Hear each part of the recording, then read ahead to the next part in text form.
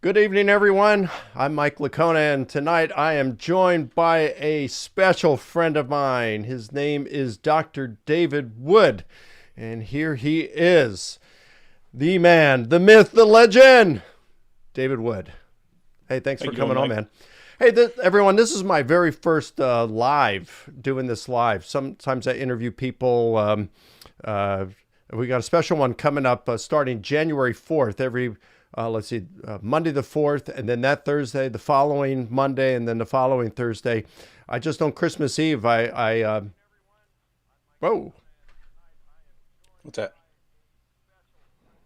all right, hang on a second. Now that is weird. I just heard myself talking. Do you have a laptop or something open? What's that? Do you have a laptop open or anywhere or something? Oh, no, no, no. If you have YouTube open on your computer somewhere, then you'll need to go to Okay, the YouTube video. gotcha. All right. Click. Yeah, Yep. and Okay. Sorry, there we go. everyone. Like I said, this is my first one doing this, and so glad to have an expert with David Wood here. He's the master at this stuff. Anyway, listen. As I mentioned, I just interviewed on Christmas Eve Dale Allison. He's got a brand new book coming out, called "The Resurrection of Jesus: Apologetics, Polemics, History." That's it. Apologetics, polemics, history. And he is the professor of New Testament studies at Princeton Theological Seminary. His book is a little longer, just a little bit longer than my big book on the resurrection. We're going to be talking about that. He is not an evangelical. He's a good guy, brilliant, brilliant scholar, one of the finest New Testament scholars in the world. That starts Monday, a week from tomorrow, Monday, January 4th, and there will be 4 parts: Monday, Thursday, Monday, Thursday. But this is the first time I've done this live, and so I'm sure I'm going to make some mistakes tonight, but David's here to help me. Hey, let me say a little about David. We go back, David, I don't know, it's close to 20 years, right? Uh, I believe it's 20 years. I've known you longer than I met Nabil and Marie, who's my wife now, the year after I met you. So That's it's pretty been a amazing. while. So Hmm. you love me more, huh? Yeah. Uh-huh. Hey, yeah, it was pretty cool. You know, there was Mark Rion, Pastor Mark Rion. I forgot the name of the church, but he had a church on the campus of Old Dominion University, and It was called Crossroads. Crossroads. Cool. And I Hmm. can remember coming to me, and he said, I'd spoken at the church a few times, and he said, "Hey, Mike, I got a couple of students, and I got an English prof, and they're really interested in apologetics. Would you mind discipling them?" And I thought, well, I really haven't discipled someone before, but I guess I could help them along in apologetics. And he said, "Well, consider it. These are really sharp students." And I was inclined to say no, just because I was working on my a book at that time with Gary Habermas, the case for the resurrection of Jesus. Went back and talked to Gary, and he said, "Well, Mike, you probably should do it. You never know what it could come about." And some really cool stuff. I mean, we had this group called the Dream Team, and Amy Ponce, English prof. Boy, she was sharp. Hmm. She end up helping me with debate prep for a while, and then there was Bruce Frazier who joined us later. Do you keep up with Bruce? Yeah, he's a Kiwi now. Yeah, doing apologetics ministry over in New Zealand. Yeah. And of course, then there's David Wood in that group. And then later Hmm. on, his wife to be, Marie, he ends up leading her to Christ. And then he says, "Hey, could you mind if I bring my best friend, Nabil Qureshi? He's a Muslim." I said, "Well, that's going to change things, the dynamics of our group." But we all decided that we would do that. And David invited him, and he joined our group. And boy, things did change at that point. We had a really good time together. Hmm. But we all just we respected one another. Boy, we'd go after each other though. We'd do it in a, Hmm. in a kind way, a respectful way. But no one was safe. If you presented your views, you knew you were going to get challenged on them. But everybody understood that. We respected that. We enjoyed it, and we all developed just a real love for one another and friendships. I mean, David and Marie, Debbie and I consider them like family. I mean, this is a friendship we'll have for the rest of our lives. It's just we're pretty tight. Love these guys just like their family. And So David, what got you interested in Islam? Oh, you already mentioned in Nabil. Yeah. So I had read I believe just one book on Islam before before I met Nabil, and that was in prison. So I read Answering Islam by Norm Geisler and Abdul Salib, But by the and way, he says in prison, I know a lot of David's fans are watching this, but if you don't know who David Wood is, he's just amazing, and he's got an amazing testimony. And I have put a link to it in the description of this video. So what you will want to do is go there and watch it. It's already got 1.7 million views as of today. And what's amazing, as you're watching it, I mean, this thing is just brilliant. As you're watching it, understand that David did this in one take. So yeah, go it's ahead, cool. Dave. We got that first try too. First try, one take. We just That's we started recording it. unbelievable. Unbelievable. Yeah. So yeah. Anyway, back in prison, I read one book because I had some Muslim friends there, and so I studied a little bit, and that was really all I needed. But yeah, Nabil would give lots of arguments. In fact, he gave an entire presentation on scientific miracles of the Muslim sources at your house, and we all sat there and listened to his, I don't remember what it was, half-hour presentation on scientific miracles in the Islamic sources, and then we critiqued him and so on. But I was just in the habit of, if someone gave me an argument, I would want to look it up in the source and read it for myself to make sure that something wasn't being misrepresented. And so when Nabil would give me an argument, I would say, okay, where'd you get that from? Oh, you got that from Sahih Muslim? Well, okay, I'm going to buy Sahih Muslim now. So I would buy Sahih Muslim so I could look up what he's saying. But then I would go back to him and I would say, look what this says in Sahih. Look what this other thing it says in Sahih Muslim that you didn't tell me about. So I just started going through the Muslim sources. And when Nabil became a Christian several years later, I actually thought, cool, I'm done with Islam, because that was the main reason I was studying Islam. I was more interested in atheism. But along the way, I realized, hey, Muslims make pretty cool Christians. So maybe I'll work with this for a little while. Now I think you told me a couple months ago that, because I remember when Nabil was in our group and you're challenging him, and we're having these between meetings at my home. We would meet at my house the first and third Saturday of every month. We'd all get together. We'd chip in, I think it was $5 or $6, and we had a deal with the local pizza place down the street. They gave us specials, and so we'd buy pizzas. We'd get chips and salsa, wings, and man, it was it was great. But man, I forgot where I was going with this. Yeah, I'm sorry, forgot where I was going with this. You were saying you said I told you something a couple months ago. Oh yeah. So, but between these meetings, we would David and I and Nabil, we would be emailing one another, this three-way conversation, and David would just be sharing what he's learning and just tearing down at Islam, and it was kind of like a good cop, bad cop.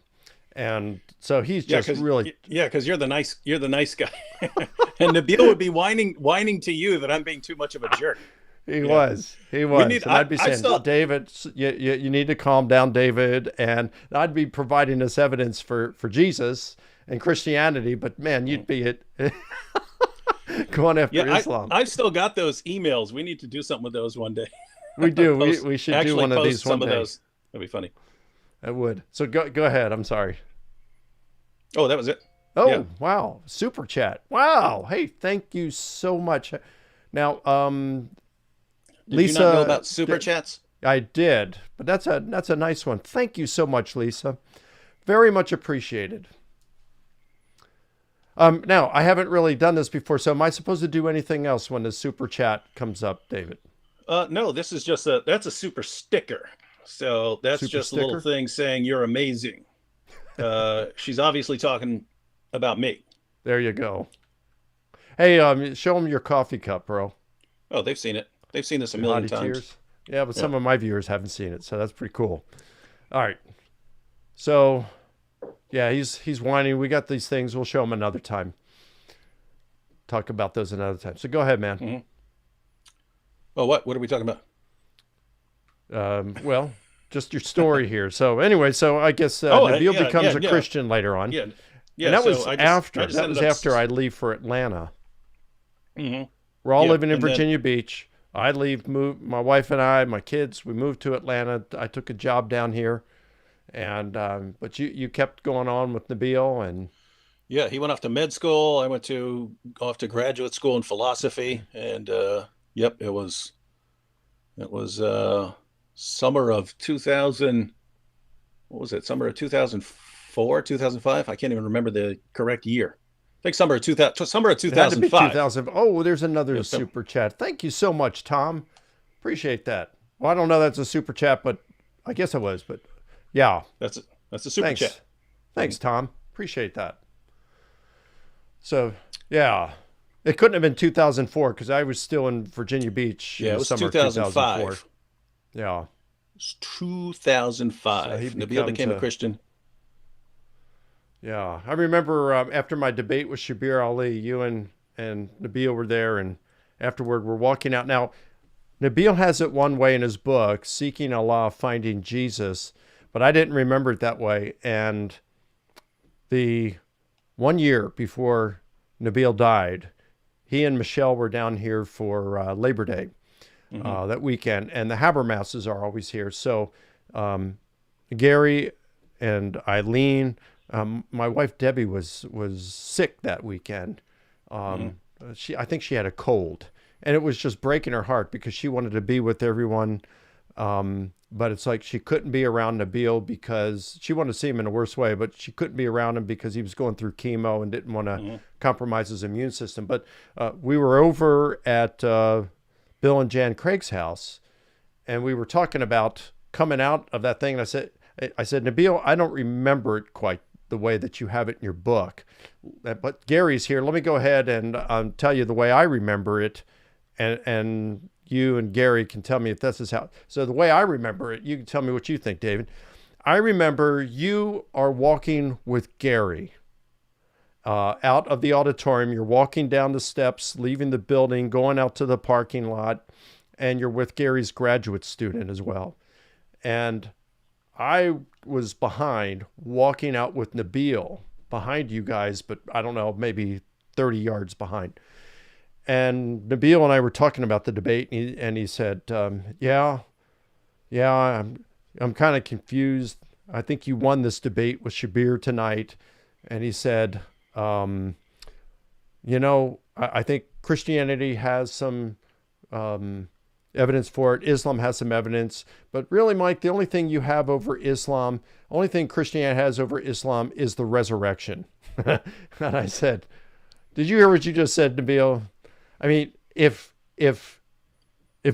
Jesus rose from the dead, it's game, set, match. Christianity's true, period. And he said, well, I guess you're right. Then I said, hey, Gary, catch it, get this. Let Nabil tell him what you just told me. That's how I remember it. What about you? I don't really remember. Okay. Nabil No, and Gary agreed with me at that point. what, one thing that has intrigued me over the years is what stands out to one person does the another person doesn't remember. Nabil will bring up something, and I'm like, I don't even remember that. And I'll bring up something that was like one of the most important things in some conversation, and he won't remember. He won't remember what I'm talking about. And so, like you, when before I met Nabil or my wife, we were over at your house one day hanging out. And at that point, I was planning on being an Apostle Paul type, right?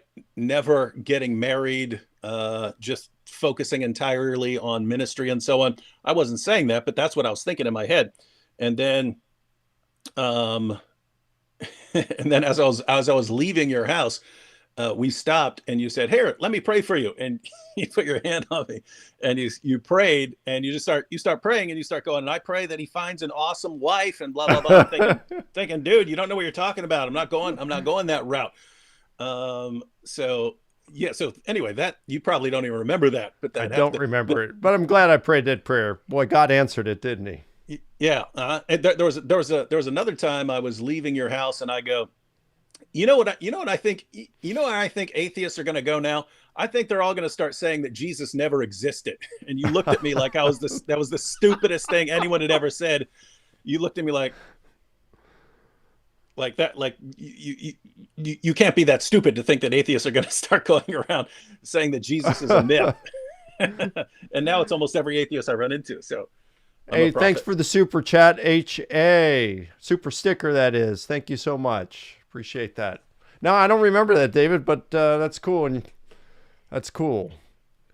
Well, Yeah, Nabil God didn't does even remember answer what prayers too. this was.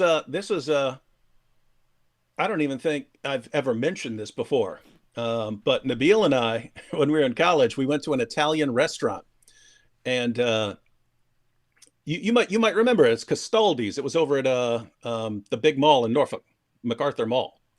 I don't There was a remember there it. was an Italian there was an awesome Italian restaurant there called Castaldi's, and we go in there for lunch one day. We're like, hey, we're out of class. Instead of just grabbing something here on campus, let's go get something awesome at the mall. So we went to Castaldi's, and we sit down there, and the our waiter was really cool, and we start talking with him and stuff like that, and he starts saying, yeah, this is just how I pay the bills right now. I'm a rapper. Right? And I go, hey, I can beatbox.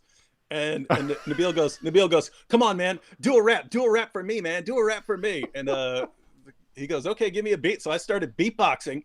And it turns out this guy's a Christian rapper, and he does this Christian rap right in Nabil's face. And so, years later, Nabil's become a Christian. Nabil did not remember any of that. And I'm like, how do you not remember a Christian rapper rapping Christian rhymes in your face with me beatboxing in the middle of a restaurant? How do you not remember this? It seems like that would stand out. But nope. Yeah. Wow, that's pretty cool. And I've heard you do it, man. That's pretty impressive. Yeah. I got mad skills. Hey, so let's jump into our topic here. Mm-hmm. Talk about Islam now. Man, you've just developed an amazing channel. I mean, here we are. I'm looking at about a million views of the videos on my YouTube channel a year. We're looking to do that now for the second year in a row. It looks like it's going to happen. I'm talking to you the other day, and it's like you're saying, yeah. I said, what? But David, you do that about every 2 weeks now, don't you? And you said, what are you talking about? I'm doing that every week. It's like he's getting about a million views every week on his YouTube channel. That's just amazing. All the people that you're reaching. You're getting death threats on a regular basis. You probably don't even look at them anymore. There's so many of them.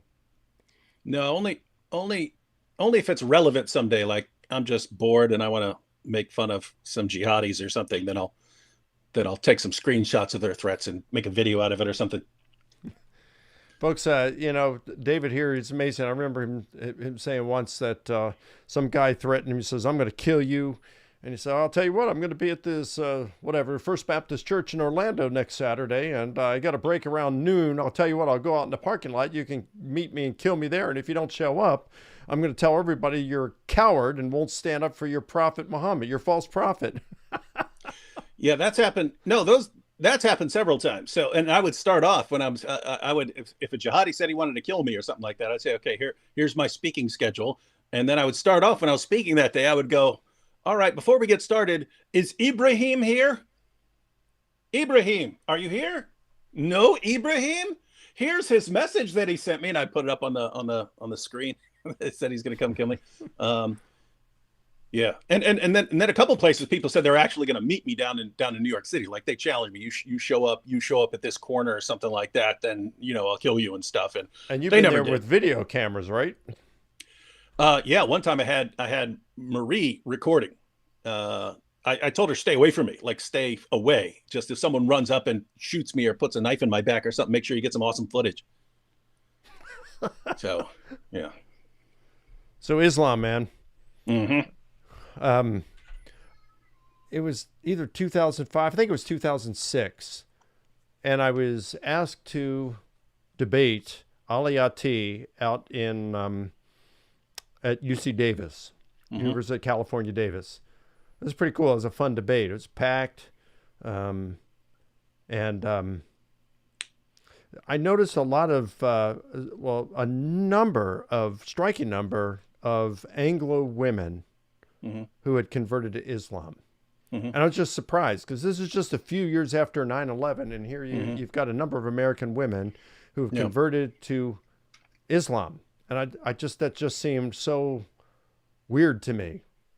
Hmm. I don't see that so much anymore, but did you notice something like that? Do you have any Oh yeah. No, explanation for that? yeah, it's pretty straightforward. There were spikes in conversions to Islam after all of those early major terrorist attacks, the 9/11 attacks, the 7/7 attacks in the UK, and so on.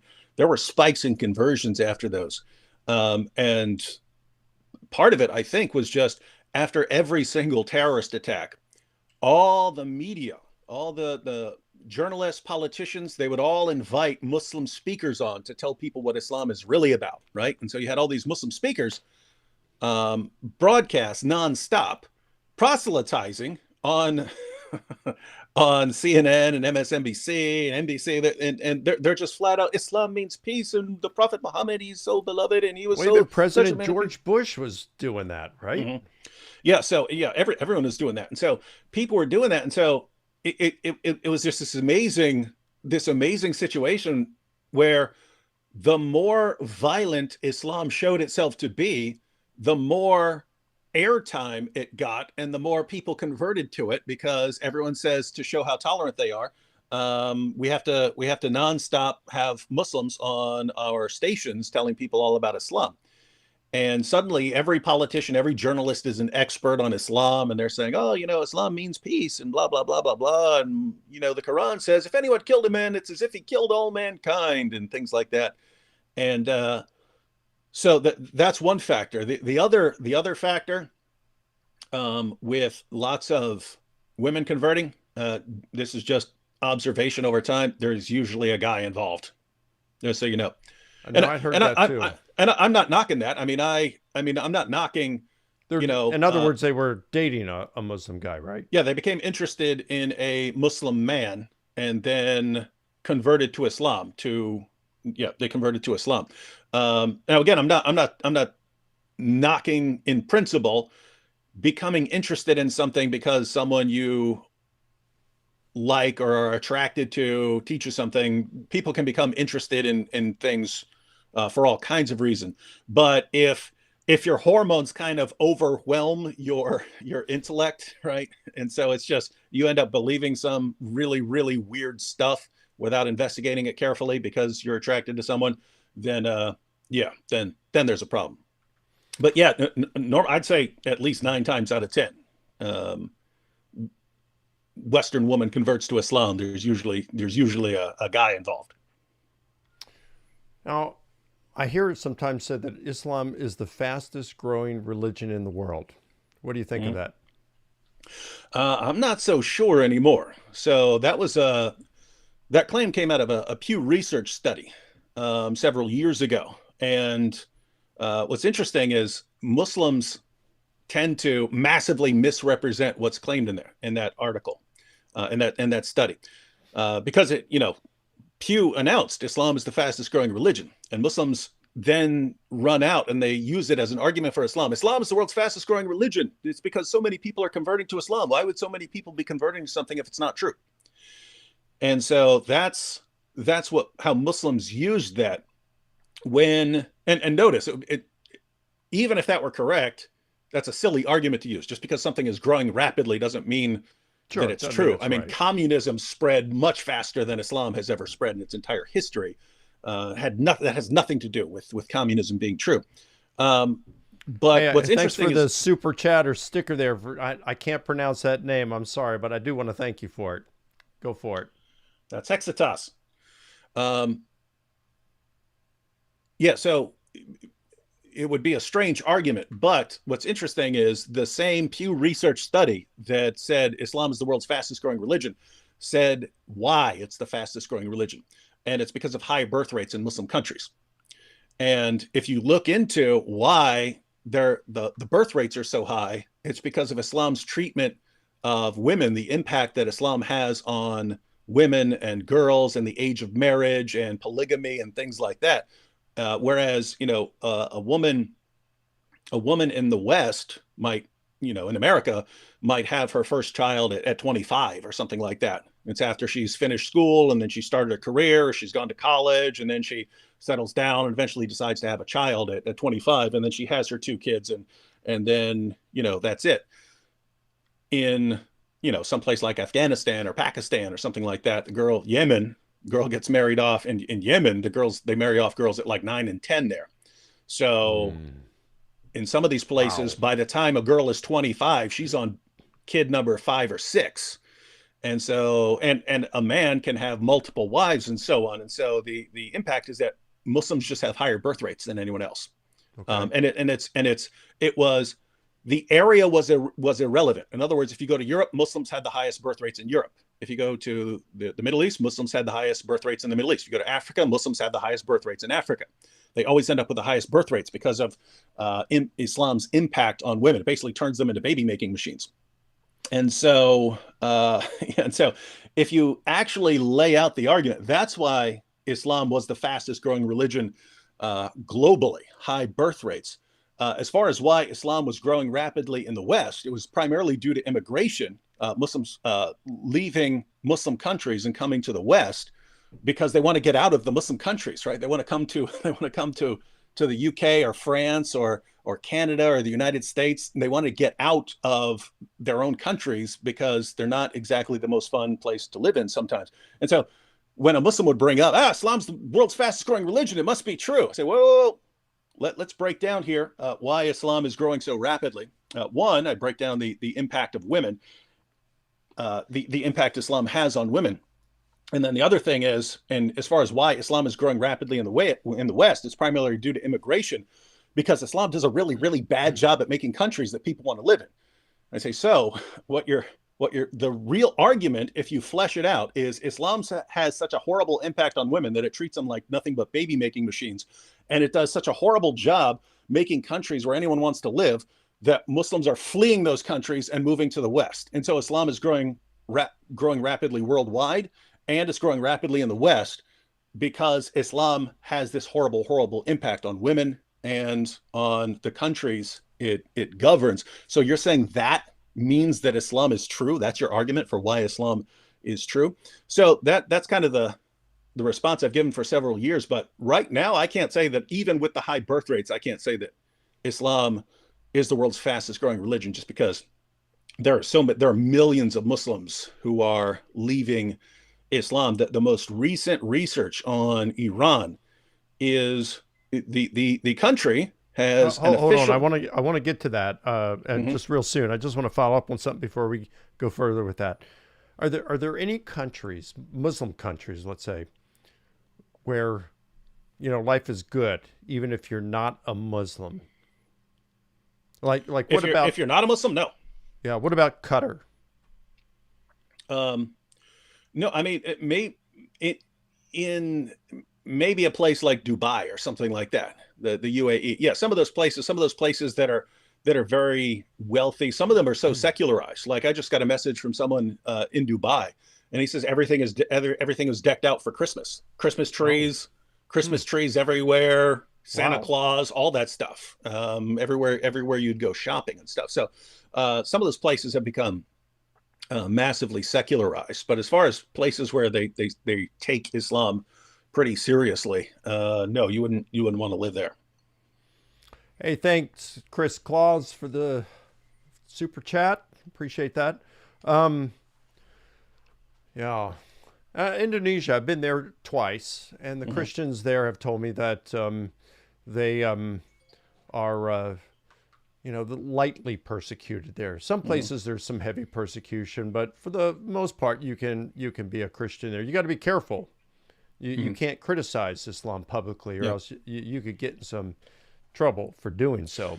Yeah, and it's going to come down to the area. Like, there are places in Pakistan where you'd be okay. People aren't going to mess with you. There are other places in Pakistan where uh, if a Muslim wants your daughter, he's going to come up, take your daughter, and kidnap her, forcibly convert her, and make her his wife. And then you go to court, and the courts will rule in his favor because he's a Muslim. And so it comes down to area. Indonesia's a big place. So yeah. What about UAE, United Arab Emirates? What about that? That's one of the places that is it's not completely secular, but it's pretty darn secular. Okay. So if the Muslim country is somewhat secular, it's going to allow some freedom. The more secular it is, the more freedom you're going to have to do what you want there in terms of your worldview. But if it's in control of Muslims, the idea is some of the places, their main focus is money and international business dealings and having business, people come and deposit their money there and so on and make business transactions. And, if jihadis go and kill some Christians, that's just really bad for business. And so they're pretty strict about not letting people cross any lines in those places. And to be clear here, just because it's secular doesn't mean it's good. I mean, then you've got something totally secular like China, where being a Christian is difficult. North Korea, which is atheistic, man, to be a Christian there is extremely difficult. So a lot of your communist countries, which are complete atheism, you're not going to have freedom there to be a Muslim or a Christian or anything else other than an atheist. So, okay. You said a lot of Muslims are leaving Islam. This is leading to like a collapse of Islam today. And what's going on? You started to mention Iran. Stuff going on there. So Iran officially has a Muslim population of like 99.5%. And that's because apostasy. Thanks, Frequency. Appreciate it. You don't have to announce every single one. All right. Just so thanks. Like I said, this is my first time. But if I don't mention you, thank you so much. Yeah, they kind of stay at the top. What you do is you kind of mention them in like clusters. You know what I mean? How do they stay at the top? I don't see them going to the top. Oh yeah, you're not looking at the YouTube thing there. Yeah, they stay up on top of the YouTube page for a while. I don't know. You do you. So Iran has a population officially of 99.5% Muslims. And that's because apostasy is punishable by death. And so obviously if they're doing a census and they ask you, are you still a Muslim? Of course you're still a Muslim. But they've done digital surveys where your life isn't in jeopardy and so on. And basically around 40% of the population of Iran identifies as Muslim anymore. So 40%. That means that Iran actually has a non-Muslim majority in the country. You've got atheists, you've got agnostics, you've got Zoroastrians, you've got Christians, and they just aren't free to talk about it because you have the mullahs running the country and they'll execute you. But that sort of thing is happening over and over and over again, even before the rise of ISIS. I read an article about the younger generation in Iraq, and they totally despised Islam. And again, this is before ISIS. It was saying the younger generation just looks at Islam as what's causing their problems and what's causing problems in the world. And then, of course, you had the rise of ISIS, and so now it's even more so. And so what you have is in lots of Muslim countries, and I hear from people, I get comments all the time, every day, messages and YouTube comments and so on, and they're saying, David, me and all my friends are not Muslims. We don't believe in Islam, but none of us can say anything. And people say, hey, my entire family's no longer Muslim, but we have to keep up appearances and stuff like that. So you have these massive numbers in the million. And this is, by the way, this is not just according to me or according to some messages I'm getting. I posted a video recently with a Muslim scholar saying that 24% of young Muslims are leaving Islam. So 24%, you're talking a quarter of the young generation of Muslims are leaving Islam. And so a quarter of young Muslims are leaving Islam. I saw another Muslim scholar who said that somewhere around 5% of the population, even in conservative Muslim countries, are actually closet atheists who can't speak out. And so Islam just seems to be dissolving from within. And anyway, that's why I said I can't say that Islam's the fastest growing religion, because when we talked about Islam growing through birth rates, lots of Muslims heard Islam's the fastest growing religion. Oh, so many people are converting to it. When even back then, the number, so this is several years ago when the study came out, even back then in places like the United States, the number of people who were converting to Islam, because some people do convert to Islam, the number of people converting to Islam was offset by the number of people who were leaving Islam. So Islam wasn't gaining any ground at all. It's like the leaky bucket. Yeah, Islam wasn't gaining any ground through conversions. It was gaining ground through birth rates and through immigration. But now that so many Muslims are leaving Islam in Muslim countries, I don't know. I mean, you can have high birth rates, but if your kid, if 24% of your kids are leaving Islam, and that's accelerating because it wasn't like that 5 years ago. It wasn't like that 10 years ago. This is rapidly accelerating. I'm not sure how fast you guys are growing anymore. You might be shrinking, even with the birth rates. So if some of these countries had some free elections, they may not be Muslim countries for much longer, huh? No, there have been Muslim scholars who say without the apostasy laws, Islam would have collapsed. Islam would have already collapsed. Wow. And that hey, you got over 600 people watching you live. Man, that's pretty cool. Yeah, thanks so much. And I've seen a couple of more super chats, stickers come in. Thank you so much, everyone, for your support in that sense. I appreciate you coming on, man. You had said something.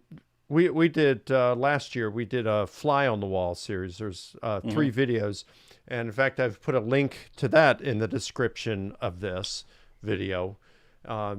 And you get more into your conversion experience. You get more into what led you to start a YouTube channel to expose a lot of the problems with Islam. And in one of those, I think it was the third one, you said if Christians would get this one thing,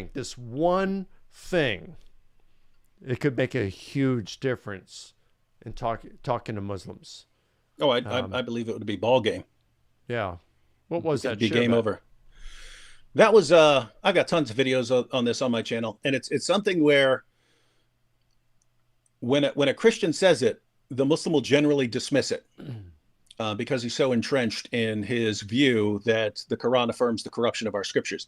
And then if he goes to his Muslim apologist will basically just, assuming they've actually read the Quran, they have to just lie to him.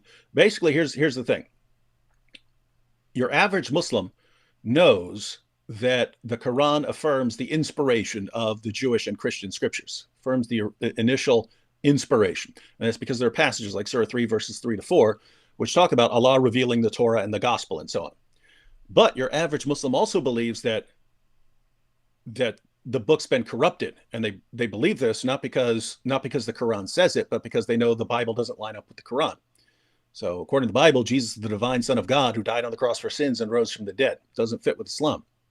So they conclude, and they're taught this by their leaders, that the Quran's position is that Allah revealed scriptures to the Jews and Christians, and then the Jews and Christians corrupted their scriptures. That's not what the Quran says. The Quran doesn't come close to saying that. The Quran affirms not only the initial inspiration, but also the preservation and the authority of the present authority of the Torah and the gospel. Muhammad in the Hadith affirmed that Jews and Christians still have the inspired, preserved, authoritative word of God. So that's the position of the Quran. That's the position of Muhammad. But if you flesh this out, what you end up with is Islam just self-destructs. It just completely self-destructs because of this. It's affirming scriptures that contradict it. So, um, because there are two possibilities. Either we have the inspired, preserved, authoritative word of God, or we don't. We've got a corrupted book or something else, right? If we have the inspired, preserved, authoritative word of God, Islam is false because Islam contradicts our book on basic doctrines.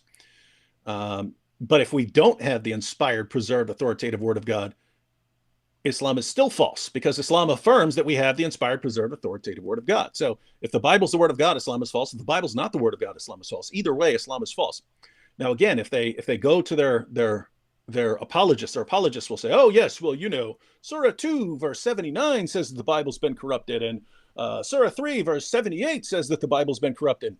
And if you actually read these passages in context and you look at the historical background, they're saying the exact opposite. None of these passages make sense if the Bible's been corrupted, and so it's just massive misrepresentation. And they have to do this. Their apologists have to do this because if they're honest and they say, nope, yep, the Quran affirms the Bible, then Islam just self-destructs. And so it takes a while to get that to sink in with a Muslim. And so that's why I say if Christians actually learned it so that every Christian is constantly bringing this up with Muslims, then that's ballgame because Islam just self-destructs. Let me ask you something. Mm-hmm. And hey, again, thank you for those of you who sent it in super chats and stickers. All right, so when I'm out there, I'll say, okay, Jesus rose from the dead. Christianity's true, and it was true before any of the New Testament was written. So even if the Gospels do have some errors in it, even if they did contradict one another, it wouldn't be a negator for Christianity because Christianity was true before the Gospels were even written, if Jesus rose from the dead. Yeah. So Christianity does not stand or fall on the inerrancy of Scripture. What if a Muslim were to say, well, that part of the Quran is mistaken? Could Islam survive? Or is the truth of Islam grounded in the inerrancy of the Quran? Yeah. Yes, it is. Yeah. And why is that? Because in Christianity, so in Christianity, Jesus dies on the cross, he rises from the dead. His followers are going around preaching Christianity before the New Testament has even been written. So as you pointed out, Christianity was true before the New Testament was even before the first book of the New Testament was even written. Christianity was already true. Jesus rose from the dead. In Islam, the Quran is supposedly the eternal speech of Allah that is revealed to Muhammad. Muhammad supposedly has no input into this book. It's the eternal speech of Allah. Mm-hmm. So if it's wrong and then it's not the eternal speech of Allah. Well, Islam falls apart then. If the Quran is not what it claims to be, that's what Islam is based on. So even when Nabeel was investigating, he said he realized that there are three important things for him to investigate as far as Christianity, because there are kind of three things that need to be true for Christianity to be true. Jesus had to die on the cross for sins. He had to rise from the dead, and he has to be Lord. So those are the things he focused on there. When we started examining the foundations of Islam, he said it was Muhammad and the Quran. Muhammad has to be a true prophet, and the Quran has to be the eternal perfect speech of Allah. If either one of those things turns out to be false, then Islam collapses. And matter of fact, this kind of leads us back into the topic on the collapse of Islam, because one of the main arguments that Muslims have been using for a long time is based on a kind of silly interpretation of Surah 15 verse 9 of the Quran, which says, Allah says, I've sent the reminder and I will protect it or guard it or something like that, right? That's the idea. And so they take this to mean that Allah is going to perfectly and miraculously preserve right down to the letter the Quran. And that anytime a scribe sits down to write, copy the Quran, it's going to be perfect right down to the letter. He couldn't make a mistake if he wanted, right? And so the claim, and I have Muslim apologetics books in here. I don't mean by Christians. I mean apologetics books by Muslims to convince people that Islam is the truth. They say that not a single letter has ever differed in any manuscript of the Quran. It's been perfectly preserved right down to the letter from the Wow. time it was revealed to Muhammad. Seems like Now, that's easily refuted. it's massively easily refuted, right? So for years, Nabil and I were kind of source based, meaning that we would just quote Muslim sources that talk about chapters being forgotten because people were too lazy to recite them, large passages coming up missing, verses being eaten by a sheep. You can read in their sources, hey, there's these verses were eaten by a sheep. They're not in the Quran today. What happened to them, right? So that was our approach. They had just had a string of bad luck. Wow. Man, I miss the days of you and Nabil going back and forth with your awesome puns. Um, so you have those, and that was our approach. But now you have people who take different Qurans from different parts of the world and show that Muslims in different parts of the world, if you take a Quran from Morocco, it doesn't line up with a Quran from Saudi Arabia. There are different Qurans that are used in different parts. Now they're not completely different. They still have the same number of chapters and so on like that. They still have the same verses and so on, but there are certainly differences. There are different words and so on with different meanings and so different translations. I didn't know that. I thought there was an Egyptian text from something like 1929 or something like that. That was 1920, yeah, the standard. 1924. That's the Hafs. That's the Hafs, the Hafs edition, and that's standard for a lot, for a majority of the world's Muslims. But some people just didn't adopt that. They still use their own Qurans. And so you had people like Jay Smith and Hatun Tash going to Speaker's Corner and actually holding up Qurans. The Muslims are, oh, perfect preservation. It's a miracle. There's only one Quran, no difference. And they would put the Qurans side by side and say, okay, what is this? You Arabic speakers, you Arabic speaking Muslims, what does this say? Okay, now what does this say? Is that the same? And you got all these stunned Muslims going, and the accusation, I would post video clips from some of this, and I would get accusations that they actually printed up their own Qurans, that Jay and Hatun were actually printing up their own Qurans and making changes in them and stuff. And they're getting these from Muslim bookstores.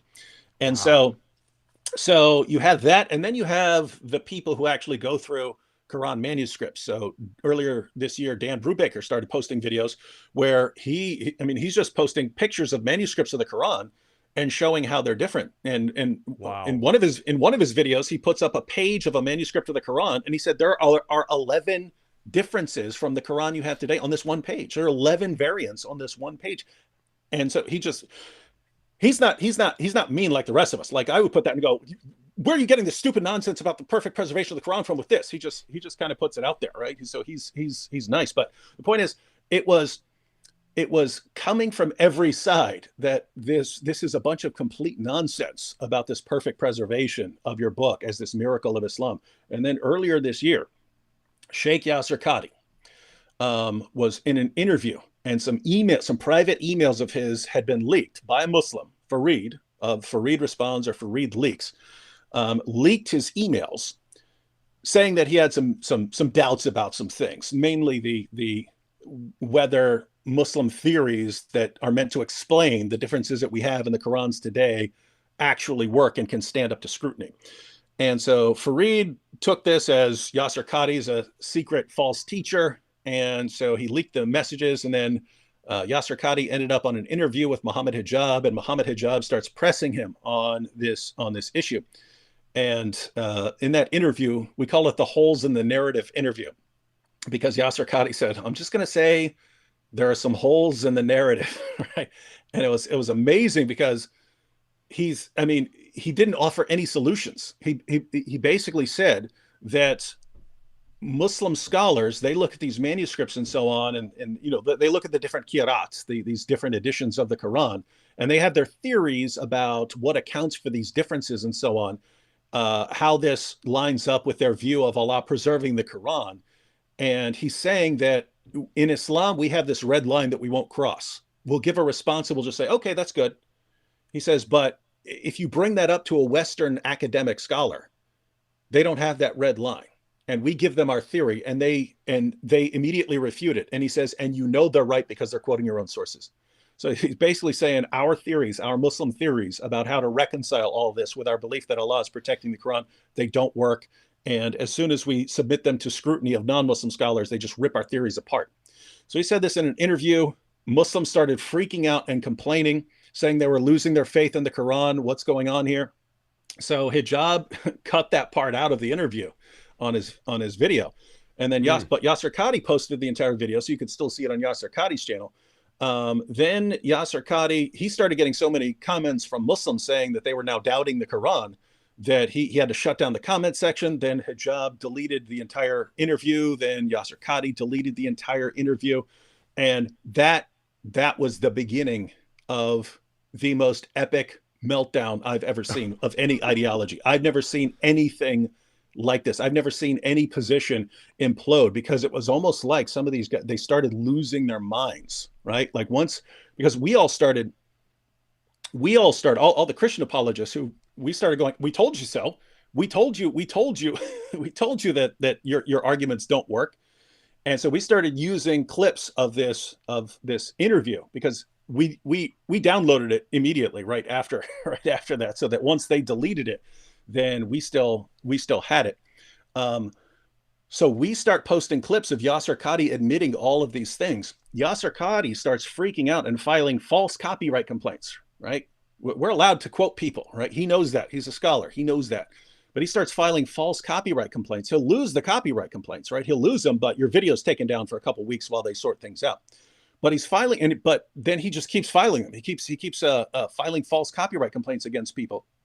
And I mean, keep in mind, this would be like William Lane Craig having YouTube take down a bunch of atheist videos that are responding to him and showing clips of his debate or something like that. This would be like William Lane Craig. Is this guy as big in that world as Bill Craig is in the Christian? Really? Yeah. Yeah.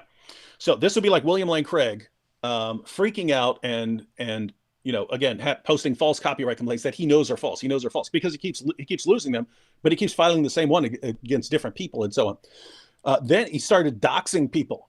You know what doxing is? I don't. Doxing is when you give out people's personal information online to put their lives in danger, right?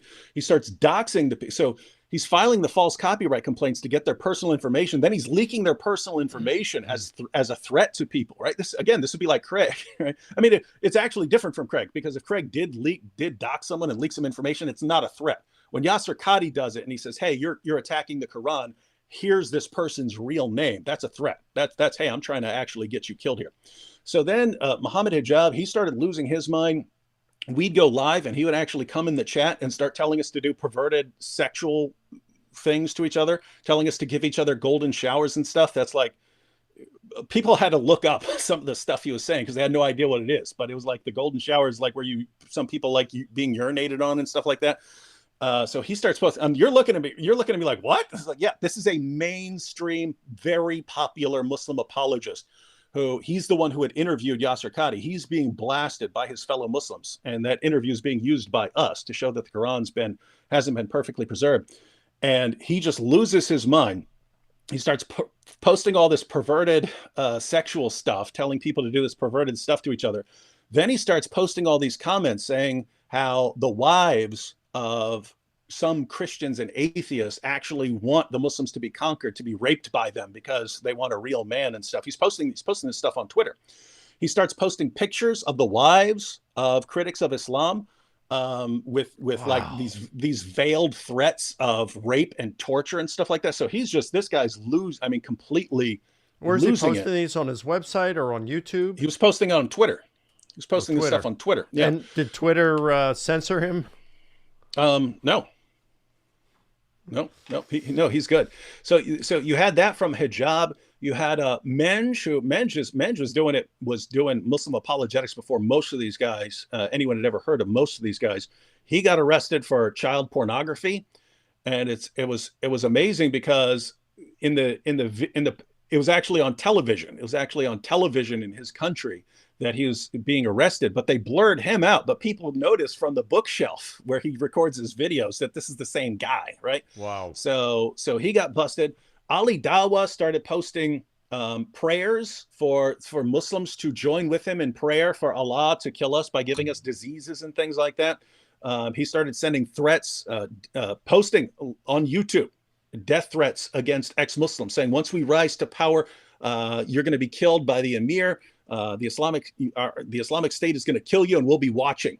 and YouTube's totally fine with that. Meanwhile, if I say anything that hurts anyone's feelings, YouTube might ban me for hate speech. And so these are the things that have been going. Other Muslims started doxing people. Ijaz Ahmed, that was one of Shabir Ali's disciples, and worked for Shabir's ministry up there. He started just hurling racial. I can't even say them because you don't want to. But he'd be in an online conversation with somebody, starts hurling these racial slurs at people, doxing them, doxing their families, telling people where their families live. This is one of Shabir's disciples doing this. Yeah. Shabir had to put out a statement saying, "Hey, he no longer works for me."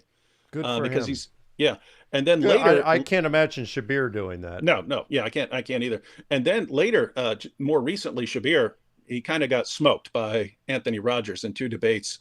And then Ijaz posted on Twitter, "Has Shabir won any debate in the past 5 years? I can't think of any." So and then he threw Shabir under the bus. And so this has just been going nonstop. And then finally, Yasser Qadi posted a video response that was supposed to answer us. And all this dude did was insult me. like you can look at it, he's like, "This guy's a vulgar, obscene, evil jerk." And he just goes on this long tirade of insults and says, I don't even need to answer anything he said. His own manners refute him. And it was so incredibly pathetic that he acted like he was answering me when all he did was he never answered one thing I've ever said in my entire life. And so this has just been everyone. I know, because I'm telling you, you haven't been following what's been going on, but I have never seen. I mean, if you can imagine, this would be like, William Lane Craig and James White and you and Gary Habermas, a bunch of Christian apologists, all just freaking out, losing their minds, doxing people, talking about perverted sexual stuff, hurling insults at people. It was just all at once. And wow. It seems like they're catching on to the fact that people are leaving Islam in droves, and they realize that the arguments that they've been using, like the perfect preservation of the Quran and all this stuff, people aren't buying it anymore. It's being exposed. And it's like, wait a minute, that's all we had to go on. All we had that we could rely on were threats and intimidation, threatening people into being, not apostatizing, threatening people, keeping people in like that, and then making stuff up in support of Islam. And now it's not working anymore. And we don't know what else to do. We don't know what else to do. And they're losing, the apologists are losing their minds, man. That's amazing. I was not aware of all that going on. I live in a little different world of New Testament studies. That's where my focus is. But wow, that's amazing. And so, I mean, if that's what's been going on just this year, and you're talking just in the last 6 months, my goodness, what is 2021 going to be like? Wow. Mm-hmm. David, thanks for coming on, man. Yeah, you say you want to keep this for about an hour. So let me just, before you give a closing comment here, let me just say, for those of you of my typical viewers who are not familiar with David, this guy's huge. He's got nearly 600,000 subscribers on his YouTube channel. Go to Acts 17 Apologetics, or just go to YouTube and type in David Wood, and you'll see his little character on there. And he's got some phenomenal videos. He's putting out about a video a day, and he's getting about 1 million views every week. Go check it out. It's some really good stuff. You can go to his Patreon account as well and help support him. And I think, David, there's a way to support you on YouTube as well, right? Yeah, people can sign up as channel members and so on. Okay. And for those of you who may be visiting and listening tonight from David, you're familiar with David. Let me just tell you a little about our channel here. And if you're interested, if it sounded interesting to you, subscribe to our channel and click that bell button.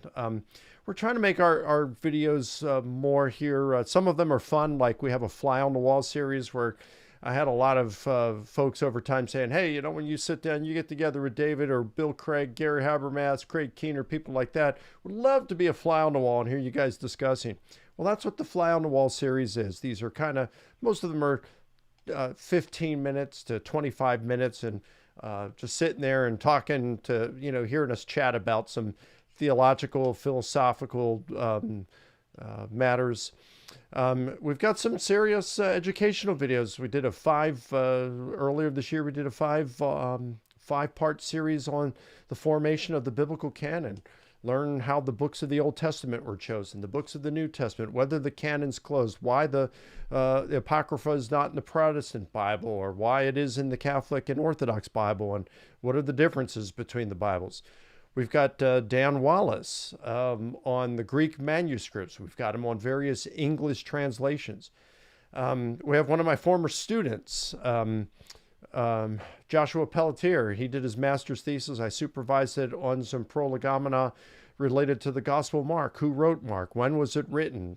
Is it relying on Petrine tradition and so forth? We've got a bunch of these out. Just did a 4-part series with Dale Allison on his new forthcoming book on resurrection. We've got a Fly on the Wall series with J. Warner Wallace and another one with Frank Turek coming up early next year. So join us, subscribe if any of that sounds of interest to you, and we've got plenty more that's coming. Really appreciate you joining us tonight, and thank you so much for those who gave the super chats and stickers. And David, any closing comments? No, just really, really excited. 2021 is going to be awesome. Corona or no Corona, 2021 is going to be awesome. Mark my words. Looking forward to it. Looking forward to continue following you too, brother. So Merry Christmas, Happy New Year to you. Merry Christmas to all of our visitors, those of you viewing tonight, and Happy New Year to you. God bless you. Good night, everyone.